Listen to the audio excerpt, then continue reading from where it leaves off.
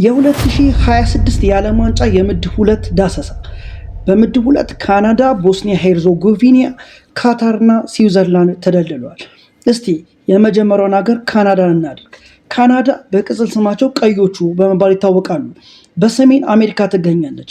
በ2025 ዓ.ም በተደረገው የህዝብ ቆጠራ ግምት መሰረት ከ41 ሚሊዮን በላይ ነዋሪዎች እንዳሉባት ይገመታል። በዓለም ዋንጫው ለ3 ጊዜ ተሳትፋለች። በ1986 24ኛ ደረጃን እንዲሁም በ2022 31ኛ ደረጃን ይዛ አጠናቃለች። የስዊዘርላንድ ተሳትፎ ምን ውጤት ያስገኝላታል የሚለው በቀጣይ የሚታይ ነው። የቡድኑ አሰልጣኝ የ52 ዓመቱ አሜሪካዊው የሴ ማርሽ ነው። ከ2024 ጀምሮ ቡድኑን ማሰልጠን ጀምረዋል።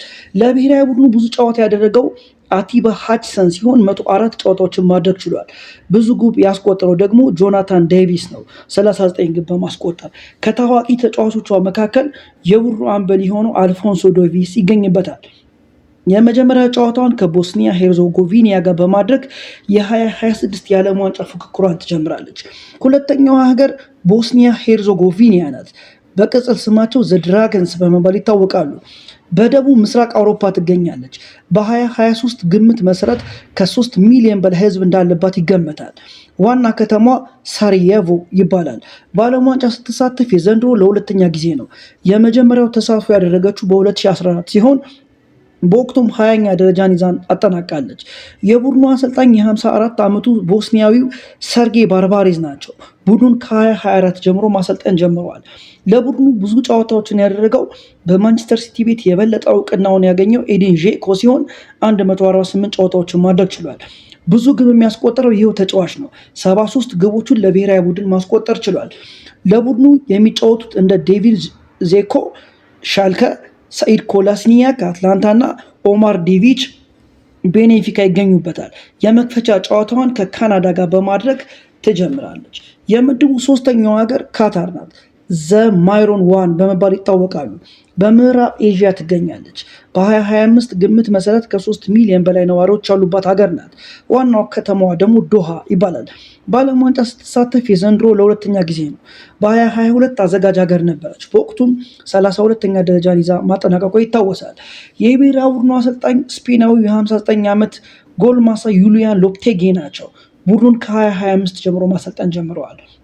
ለቡድኑ ብዙ ጨዋታዎችን ያደረገው ሐሰን አል ሃይዶስ የተባለው ተጫዋች ሲሆን 187 ጨዋታዎችን አድርጓል። ብዙ ግብ ያስቆጠረው ደግሞ አልሞይዝ አሊ ሲሆን 60 ግቦችን ማስቆጠርም ችሏል። በ2026 የዓለም ዋንጫ የመጀመሪያውን ጨዋታዋን ከጠንካራዋ ስዊዘርላንድ ጋር በማድረግ ትጀምራለች። የዚህ ምድብ የመጨረሻው ሀገር ስዊዘርላንድ ናት። ቀይ መስቀሎቹ በመባል ይታወቃሉ። በአውሮፓ የምትገኝ ሀገር ናት። በ2025 በተደረገው የህዝብ ቆጠራ ግምት መሰረት ከ9 ሚሊዮን በላይ ነዋሪዎችን ይዛለች። ዋናው ከተማዋ ደግሞ በርን ይባላል። በዓለም ዋንጫ 13 ጊዜ መሳተፍ ችላለች። ቤተኛ ናት ማለት ይቻላል። ብዙንም ጊዜ ከምድቡ በማለፍ ትታወቃለች። የብሔራዊ ቡድኑ አሰልጣኝ የ51 ዓመቱ ስዊዘርላንዳዊው የቀድሞ ታዋቂ ተጫዋች ሙራት ያኪን ነው። ቡድኑን ከ2021 ጀምሮ እያሰለጠነ ይገኛል። ለብሔራዊ ቡድኑ ብዙ ጨዋታዎችን ያደረገው የሰንደርላንዱ አማካኝ ግራኒት ዣካ ሲሆን 144 ጨዋታዎችን ማድረግ ችሏል። ብዙ ግብ ያስቆጠረው ደግሞ አሌክሳንደር ፍሬይ ሲሆን 42 ግቦችን ማስቆጠር ችሏል። ለብሔራዊ ቡድኑ ከሚጫወቱ ተጫዋቾች መካከል የኢንተር ሚላኑ ማኑኤል አካንጂ፣ የሊድሱ ኖህ ኦካፎር፣ የሰንደርላንዱ ግራኒት ዣጋ እና ግብ ጠባቂው ግሪጎሪ ከብል ከዶርትሞንድ መጥቀስ ይቻላል። የ2026 የዓለም ዋንጫ የመክፈቻ ጨዋታዋን ከካታር ጋር በማድረግ ይጀምራሉ።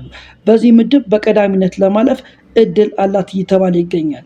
ለማንኛውም ከዚህ ምድብ ከሚገኙት ከስዊዘርላንድ፣ ከካታር፣ ከካናዳ እና ከቦስኒያ ሄርዞጎቪና የትኞቹ ቡድኖች ወደ ቀጣዩ ዙር ያልፋሉ ብላችሁ ትገምታላችሁ?